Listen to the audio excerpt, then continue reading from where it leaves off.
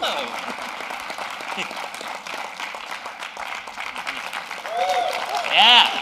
Hello.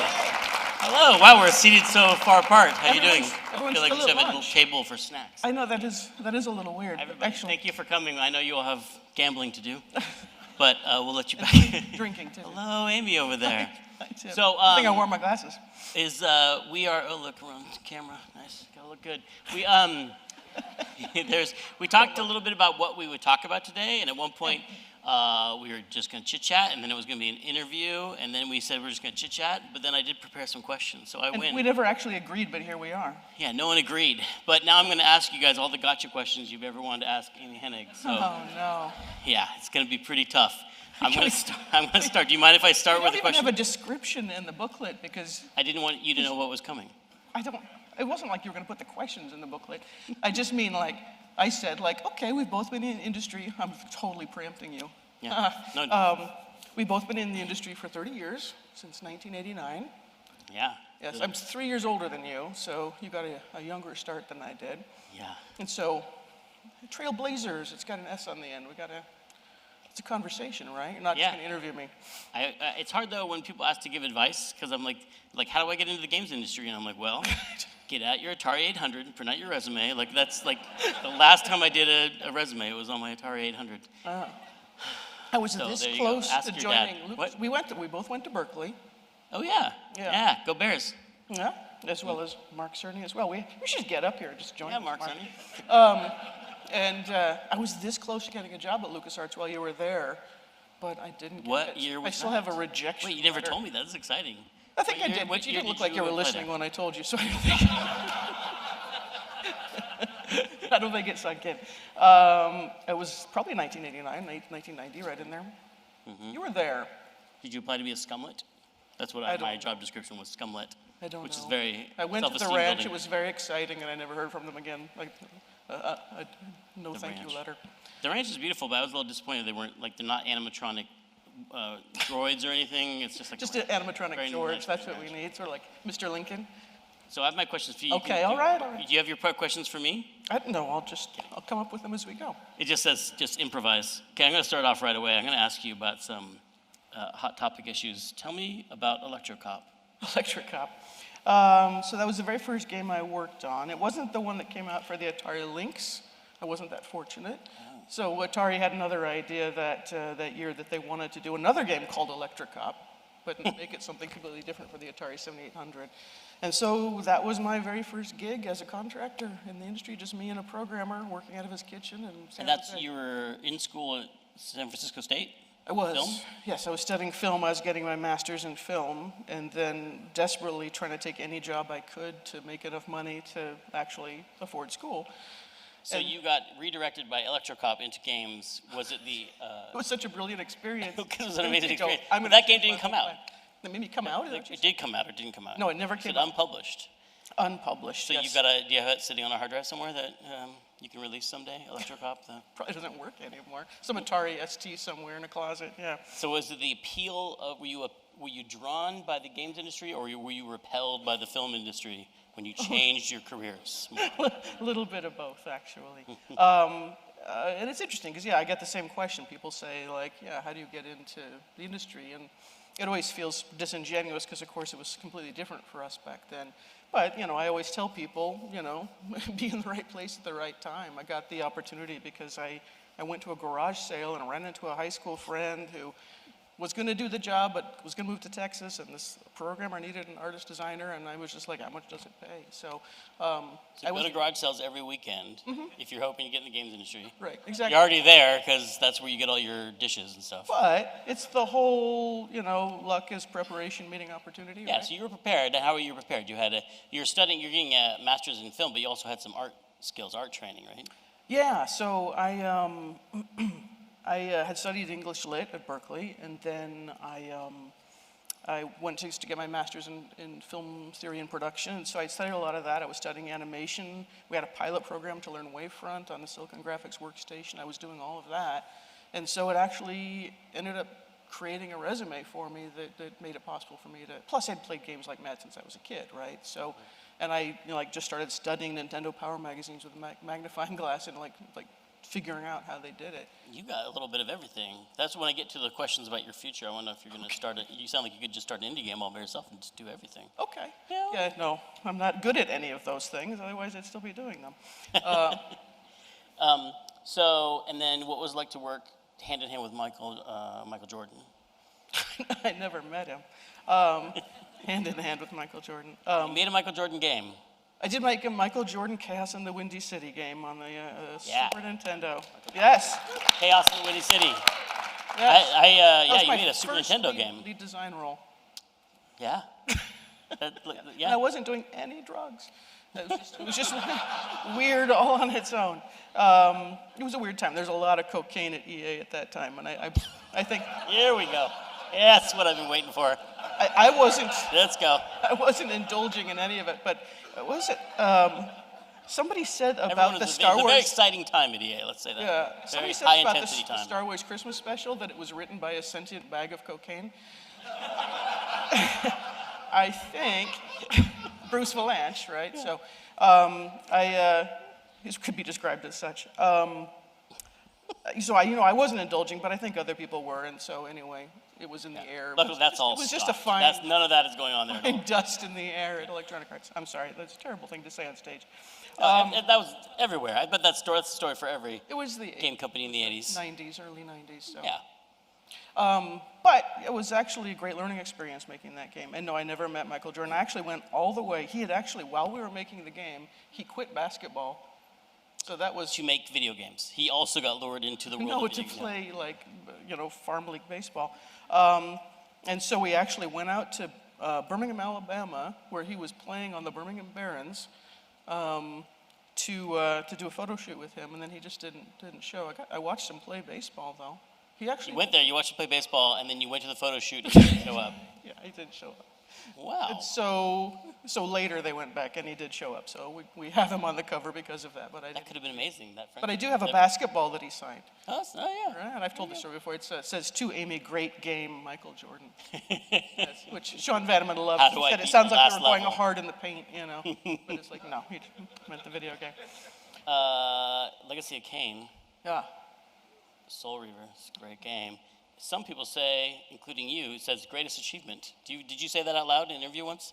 That it was your greatest achievement? I could have said anything out loud in an interview. No, I think somebody asked me, To pick one? I hate that question, by the way. So I did not ask that question. Pick one of your games. What's your favorite? But is it Legacy of Kain? Legacy of Kain. So I said that I thought Soul River was probably the purest design experience that I would hold up, and it was a lot of firsts for me. It was the first PlayStation game I made, the first 3D game I made, the first game that I actually wrote for and worked with the actors on, first game that we did like streaming off the disc to have seamlessly loading. So it was crazy pants. I mean, we tried to do way too much with that game than we really had time for. Crazy Pants, the original name for the game was Crazy Pants. Yeah, it didn't test well. That started that streaming thing that would later go on in Well, interestingly, Crash Bandicoot, Naughty Dog was doing this with Crash Bandicoot at the same time. Crash Bandicoot in the audience, right up Yes, I know, it's really weird. You should turn around. It's right there. And it was sort of coincidental, I think, that we all kind of clicked onto this idea at the same time, that if we could figure out how to seamlessly load off the disc, then we would have a much more immersive experience for the player. But it was really damn hard. Like, I think it was literally about 2 months until we were supposed to be finished with that game. We still, the textures wouldn't pack right. We were like, what did we do? Why did we do this? And then finally it just worked and we shipped it. And every level in that game you had to load 2 worlds all the time. Yeah. Memory, that's right? That couldn't be easy. Yes, sort of. If A, B, and C. If you're in B, A has to be loaded, C has to be loaded, then you dump it. Easy stuff. What can we possibly say about Uncharted that hasn't been said? A lot has been said about Uncharted. We could talk about Nathan Drake's half-tuck shirt, which I'm I know a big you fan always of. loved that. That was the first thing you commented on. I think you were the one that coined. Well, I don't think I invented half-tuck. I'm just jealous because I can't really pull it off. But I've always admired that technology in Uncharted. You could do an eighth tuck or something. I mean, the entire game, it never goes fully in or never goes fully out. It's just right on the edge. It's part of the duality of that character, the unknowableness of Nathan Drake, right? It's amazing. That's right. Yeah. With all that jumping, it still just stays tucked. Yeah. Right there. Well, you don't want to be, you don't want to give away whether you're like a. We don't want to have to render his belly is what we don't want to do, right? Exactly. So, yeah. what can be said about Uncharted that hasn't been said? Well, gosh, I don't know. I mean, I think it's meaningful for me. Like, see, I'm going to still try to pivot you into a conversation about the future and where we're at. There's a big thing just as future. You want me to just wait? Yeah, we'll get to the future after. Okay. But what I say about Uncharted, I'm very grateful to Uncharted in that, and I don't know if you sensed this because I make a lot, narrative games as well, narrative-based games, and there's a school of design that is very, not anti-narrative, but very like, designers shouldn't choose the path for the player. The player should choose it, and it's about player expression, which is totally valid and stuff. And so I'm just wondering if you've ever been in a fist fight with Warren Spector? No? Yeah, actually. You have? But it was like at this distance. He was in the audience, and we were sort of like, we have debated about this. I forgot. I was just making a joke. That's right. You did debate it once, didn't you? Yeah. Yeah. And I feel like there's different schools of thought, right? It's all and I think, well, here's the thing. For a while, that was very dominant, and I remember feeling kind of bad about making narrative games. Like, I'm going to write a cutscene. I'm going to make it as short as possible. I swear to God, I'll finish this cutscene fast, and you guys can get back to. And but then I think Uncharted and in another way Gone Home, like two games that just said like we're going for it and we're going to tell a story and we're not going to be embarrassed about it and we're going to take totally different paths. But I felt really grateful for both those games because I felt like they made it clear that there's no one right answer to that question of how to design a game and how the importance of narrative versus player choice, and they can coexist, and that there's great games that have great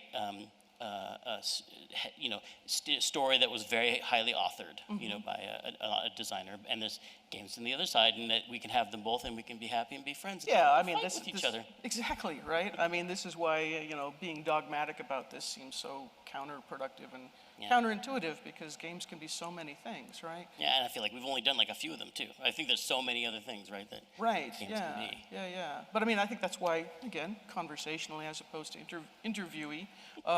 The fact that we've both had a similar path, trying to create narrative-based games over the course of our careers, and seeing that landscape sort of changing underfoot as we go. And so I think it's interesting to think about, like, where are we now, and where do we see? Again, I keep pushing to the future here, and I don't mention to turn a page or anything like that, but like the future. Oh, okay. If you have great questions, though, we can go back to them. No, they were really. We're just buzzing through my questions, and then we can. Okay. But that is a lot of what I'm interested in. Is I think a lot of people want to know what you're up to now and what your secret business Love is. to know Could you what just I'm make up all to the now. announcements you can make now? No, probably not. What's that? Can't make any announcements, I'm sure. But what can you tell us about what you're working on now? And we didn't talk about, you were working at EA. We were all very excited to see that game come up. We were all very excited to see that. We were all very excited. And I worked at LucasArts, so like I've been close to Star Wars games. But there seemed to be, when we first worked at LucasArts, there was a period we couldn't make Star Wars games because someone else had the rights. Then we could make Star Wars games, and there was a happy period. And then it seemed like there was a period where there was some curse, maybe, where a lot of games that we were all excited about playing didn't happen. And one of the latest ones was yours. 1313, and then ours, our Star Wars game. So there's been a lot of information sort of leaked out about it. Some of it's accurate, some of it's not inaccurate. me. Oh, I know. Look, I mean, we've talked about this. I think it's just we're at a very weird time in the industry, right? Where it's like, as much as we would all very much own the fact that, we love to play these really narrative games. I wouldn't call them linear because that has a pejorative connotation, but these things that are definitely very intentionally authored, they're structured like familiar stories from film or TV or theater, and they're by definition finite. It's becoming harder and harder to make those games anymore, for lots of reasons.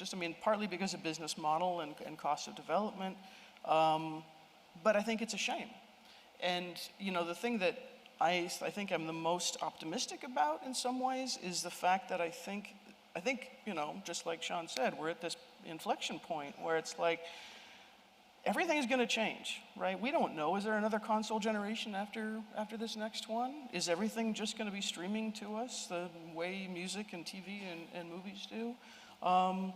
Is it just going to once we have kind of the widespread adoption of 5G, is it just going to be something we take for granted like we do with music and TV and film now, that, at the touch of a button, you are now in this experience, and even better than that, is it going to reach people that we haven't traditionally reached that don't consider themselves gamers? And you know, we shouldn't be trying to even rehabilitate that word in their minds exactly. We just need new words.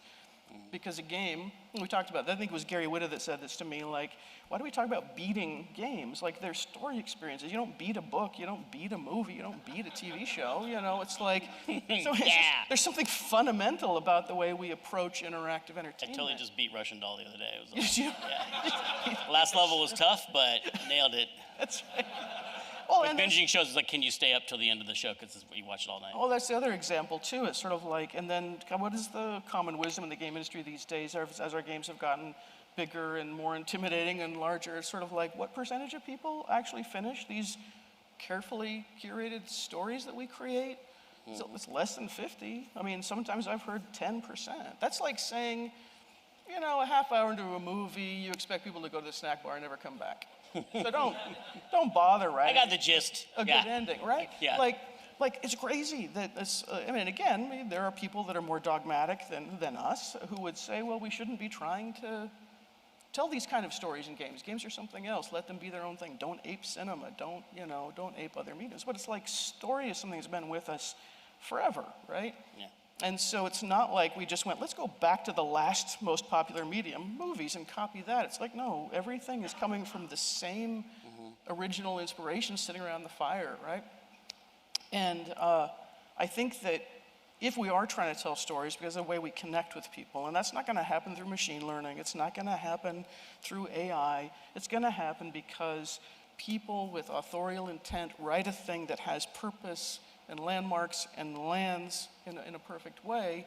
And this is why we watch television, why we go to movies. I don't understand, like, why we don't see our medium the same way, you know, that we can be reaching people. And I'm excited about the fact that we may be able to actually crack into a much bigger audience that would actually welcome interactive content. Most of them are stealth gamers anyway. They turn on a Netflix show and then play a game on their iPad at the same time. It's like, why don't we just make something for those people so that they're not, multitasking.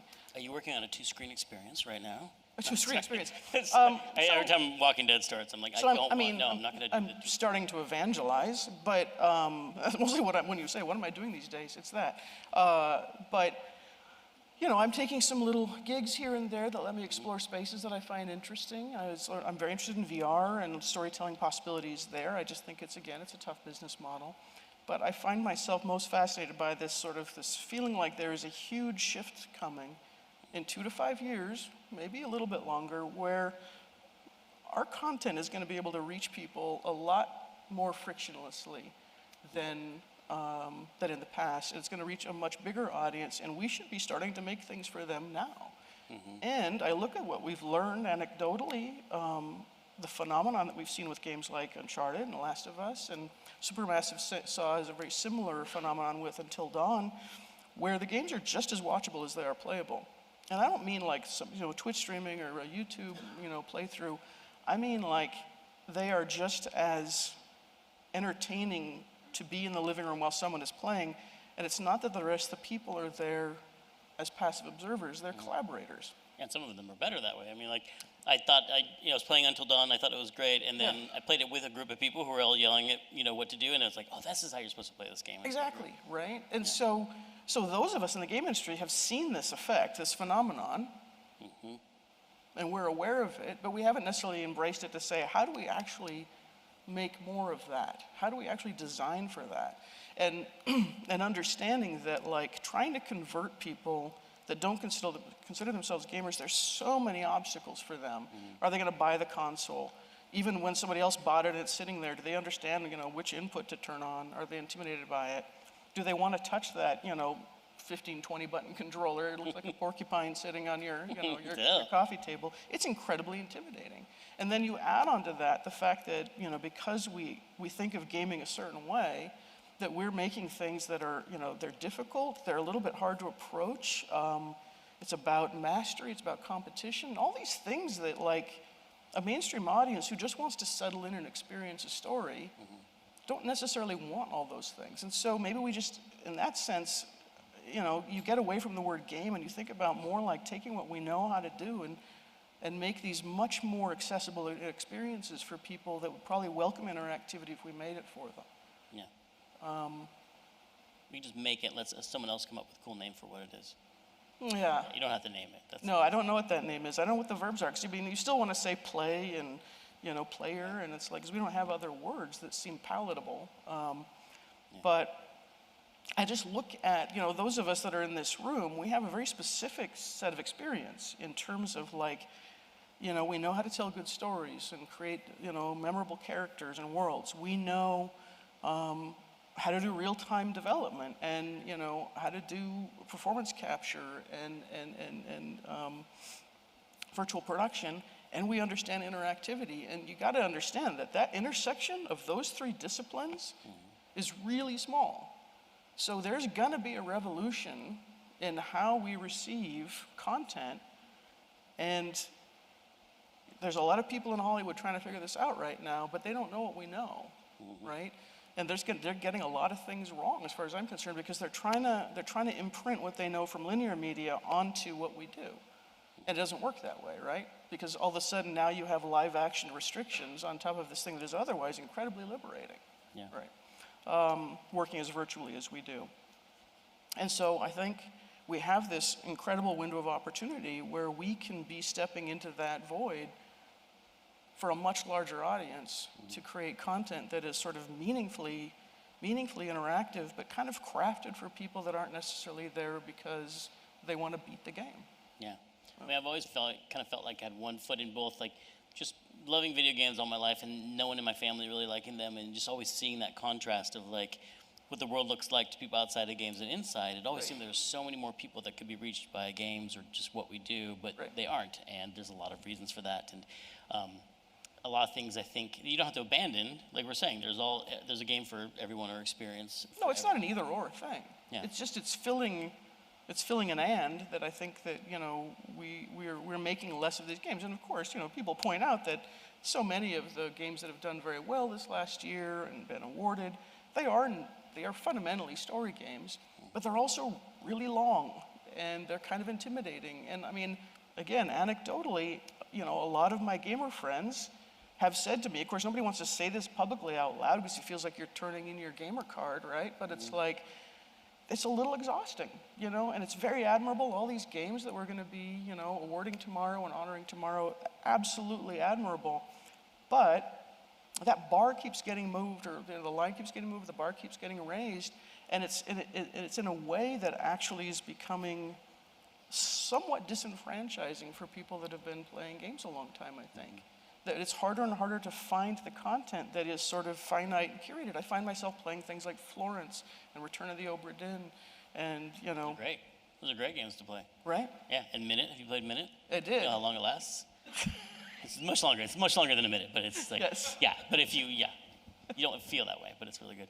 But you mentioned talking about bringing people together and different kinds of experiences. You mentioned VR, and do you think VR has the capability of bringing in new people or bringing people together? Because it is kind of isolating. Isolating. Right?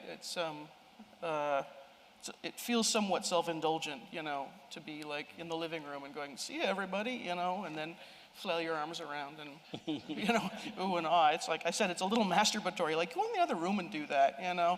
Like, yeah, if you're going to do that, you should definitely go to the other room. It's okay if you do that, but you should, that's private time. You should go in the other room.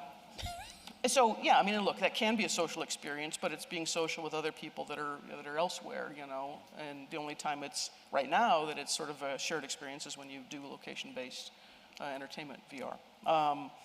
So look, I mean, I think all of it's fascinating, but in terms of, and look, a lot of things we're looking at is like, the stuff that we make now streaming right directly to our phones and iPads and things like that. But that's also kind of isolating, right? Because it's sort of like we already spend too much time doing this, You look around, everybody's got their face down, not interacting, even families at home, and like, I just keep coming back to that phenomenon that we witnessed, which was just the fact that people were actively, collaboratively playing. It was almost like a board game experience, in the sense that like people were engaged. They just didn't want the controller in their hands. Yeah. But they were just, I mean, as long as the story that you're telling, the experience that you're crafting is about mystery and discovery and exploration and problem solving and speculation and good story and good characters, then I think, everyone in the room is going to be engaged. Yeah. And like I said, they're just as, it's just as interactive for them as it is for the person holding the controller. That person just happens to be the performer, and they're just the collaborators, right? Yeah. I had that experience when I was watching Bandersnatch. I had a friend over, Yep. and we were for the first time, and he wouldn't tell me what he had chosen, but I was trying to choose different things, Yeah. and he was like, "Wait, that didn't happen to me," and it was a lot more fun because someone was there. And I wonder, did you Yes.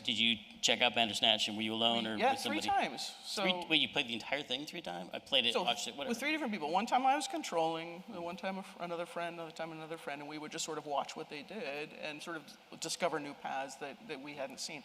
The thing is, and this is, I'm not meaning this to knock Bandersnatch because I am so glad it exists, but in my mind it feels backwards to me because I think one of the problems with streaming video and then having sort of branching story choices like that is it takes the thing that we want to be doing and makes it passive, and then takes the thing that we want to be intentional and crafted for us and makes it a choice, which kind of dilutes the whole thing. As a Black Mirror episode, it was amazing because, of course, it was very meta and self-referential, and that was great and really fun. But in terms of saying, is this the future of interactive television, interactive narrative, I just think that it just, in my mind, you want to flip it. You want these intentional moments, these story moments that are crafted for you, that take you on this journey. And between them, you have agency.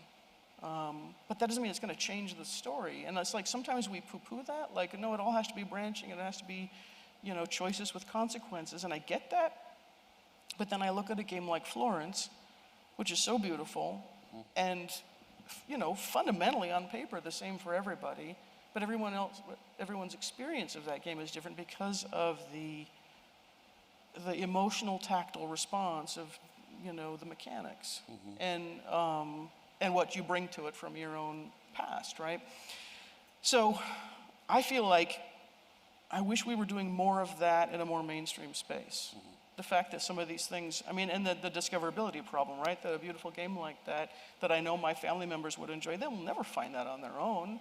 I can find it for them and hand it to them, but they're unlikely to find it. And so I'm hoping that we're going to be seeing big changes in terms of accessibility and discoverability for this content. I mean, a lot of people did see Bandersnatch. It got through Netflix. It did reach a lot of people. So do you think something like that technology, do you think that's the way to, something you're excited about sneaking into people's living rooms and entertaining them, using that The branching video stuff?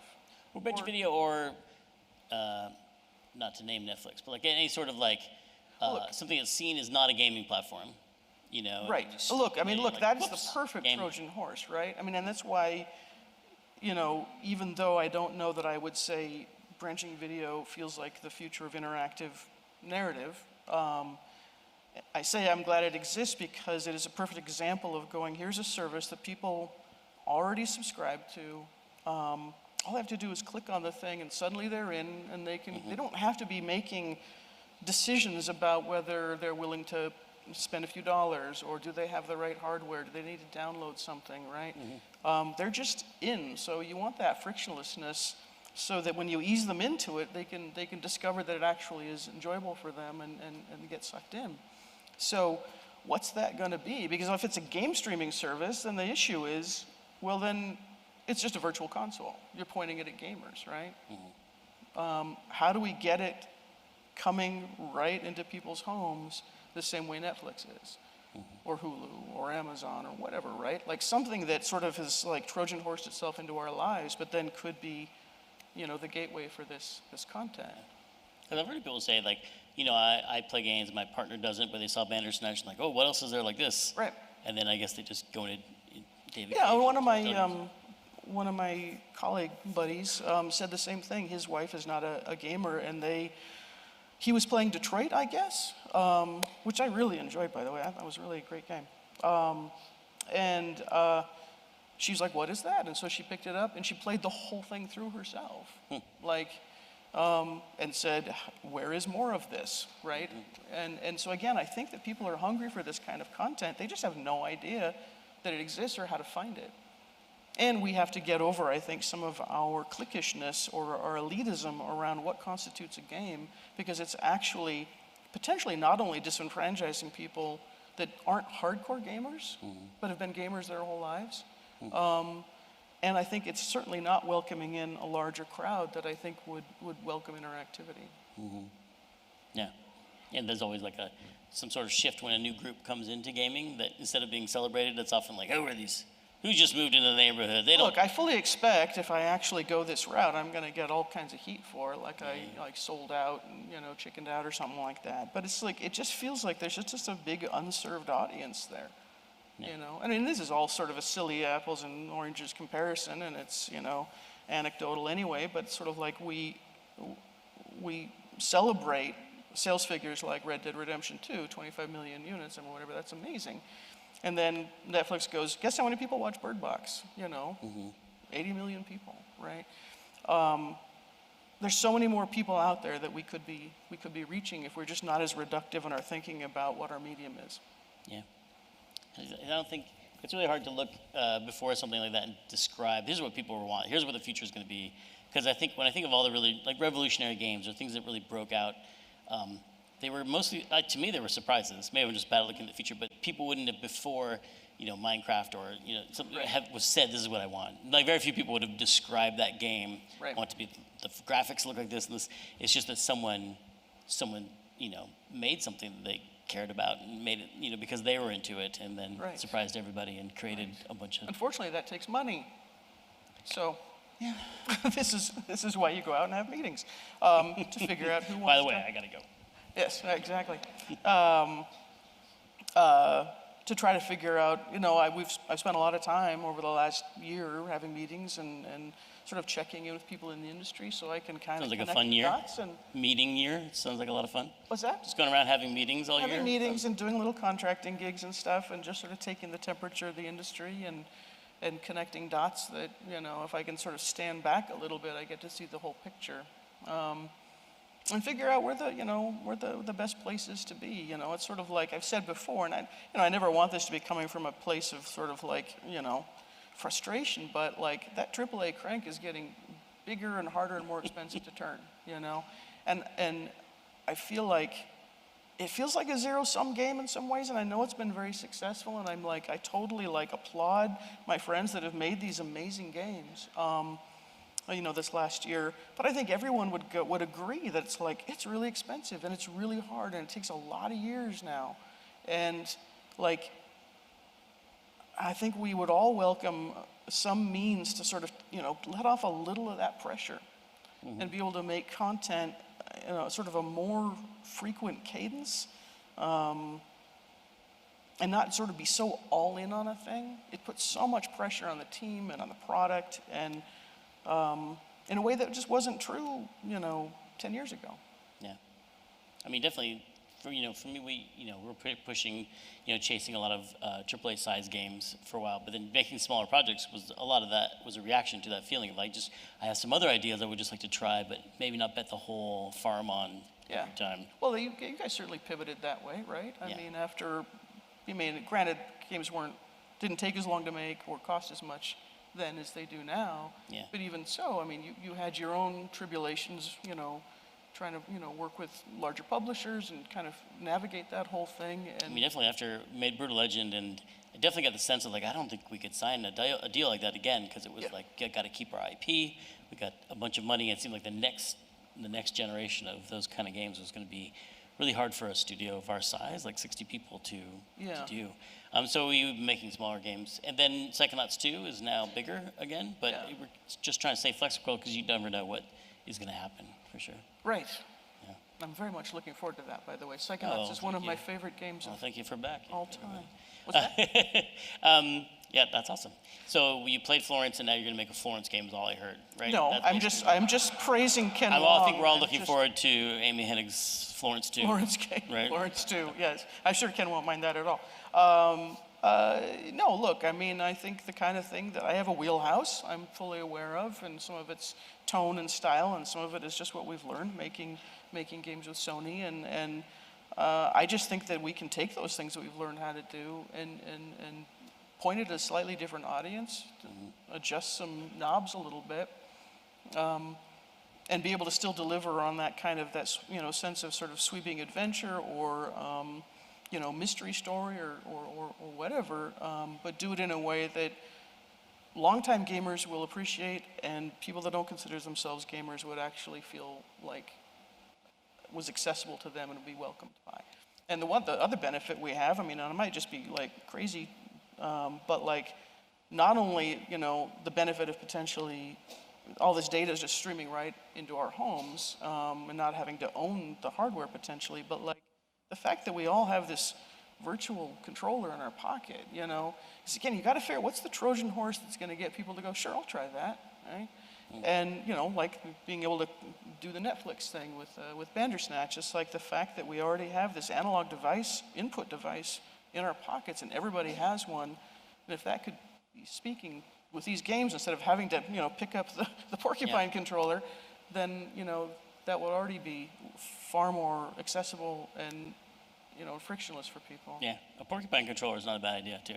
Yes. Yeah. Just jabs you when you do something wrong. I just want to watch a movie and put the controller down, not fast forward to the next scene on accident. That's all. If Porcupine doesn't do that, then that's fine. This is totally out of left field, but have you seen any of the live performances, any of the Punch Drunk performances, like Sleep No More? No, so I was Interactive Theater we were in just LA? in New York, and I looked up. I'm so intimidated. Because by the actors looking at you and talking Again, at you? I mean, the whole idea. I mean, I work with actors all the time, but it's like I don't want them to come off the stage. I don't want them to touch I hate me. audience participation. Just Right? warning.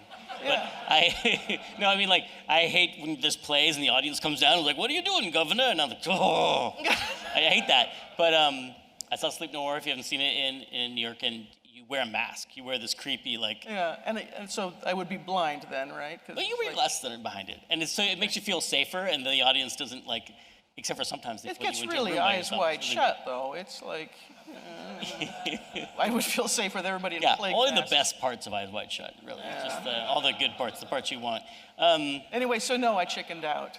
You should- But I've been told many, many times that I should try this because obviously it's an interactive It just experience. makes you think about games in a weird, because it's similar and it's totally different. And I tried to min-max it when I was in there. I almost punched a clown once. You what? I almost punched a clown. What did the clown do to you? Bent towards me. It was a clown on stilts, Wait, how old are you in the story? an adult. It was actually, it was an industry, it might have been a Crystal Dynamics party. Anyway, it was being held at this mansion. And when you parked your car and you got out, and there were all these clowns on stilts that you had to follow the clowns up to the party. Yeah. And I was like, oh, fuck.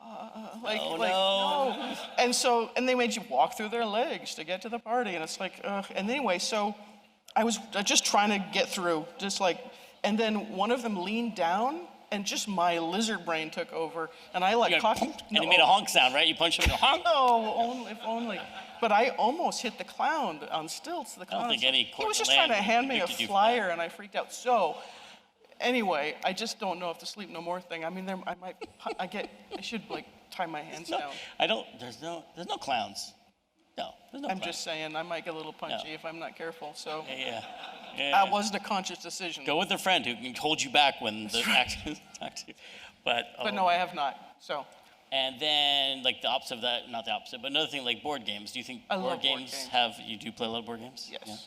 Yeah. Do you feel like those two things, do you think, I'm not sure exactly what it is, but I feel like they both have stuff to teach video game makers. Oh, for sure. So again, my fear of Sleep No More is purely that. I'm not dismissing it. I just need to get over my clown punching phase. Yeah. Or just punch a clown, get it over with. Just make it a safe space, get the clown to agree to it. Like aversion therapy. Go That was okay, actually. Yeah. Clowns are people. Okay. Yeah.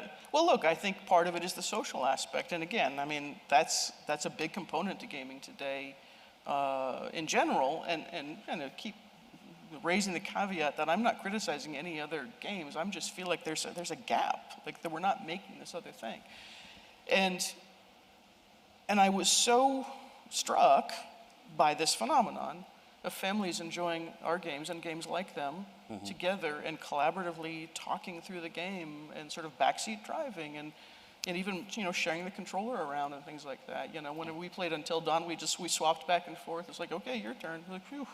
And my daughter's like, don't play Zelda without me. Exactly, well, and that's the phrase that we quote all the time is people's families would say, don't play that without me.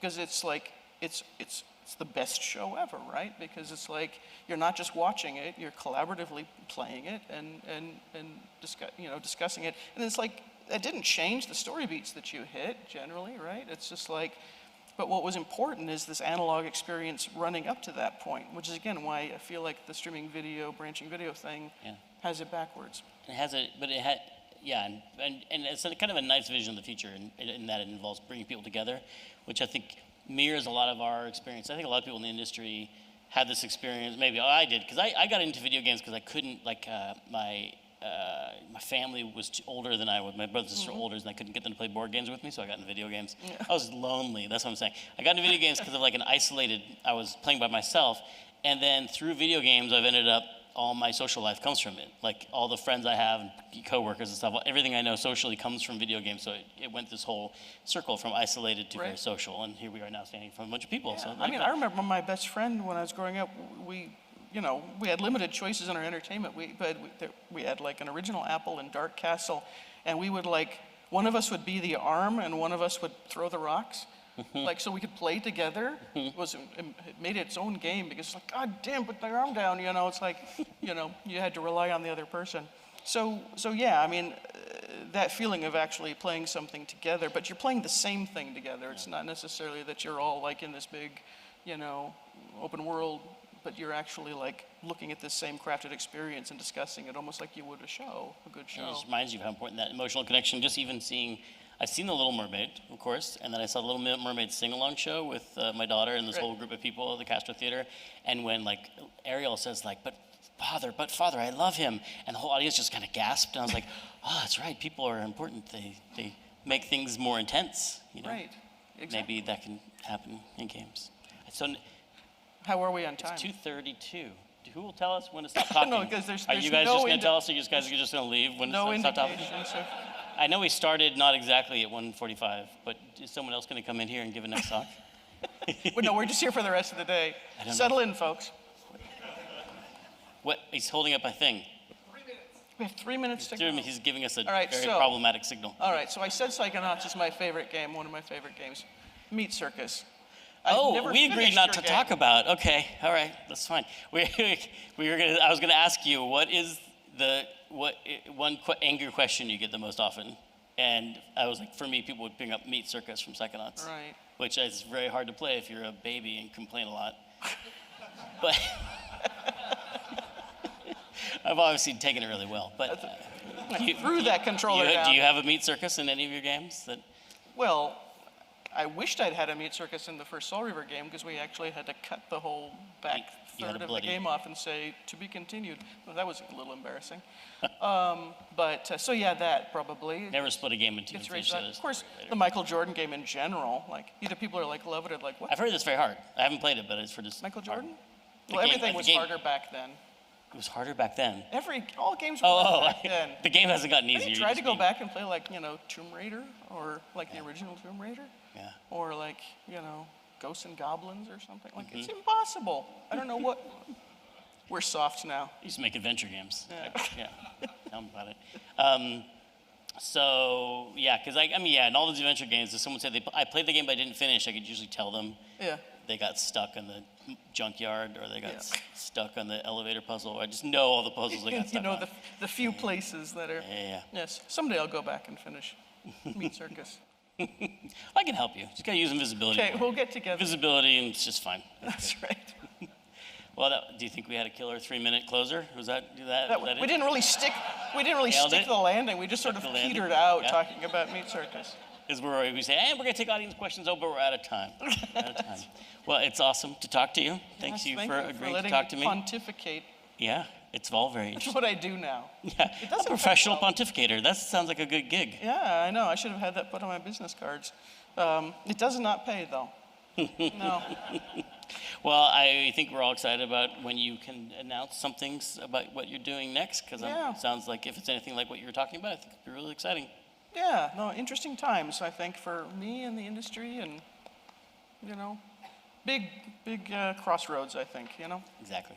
All right. Okay, thanks for coming. Thank you. Thanks everyone Thanks, for guys. coming and listening. Good you.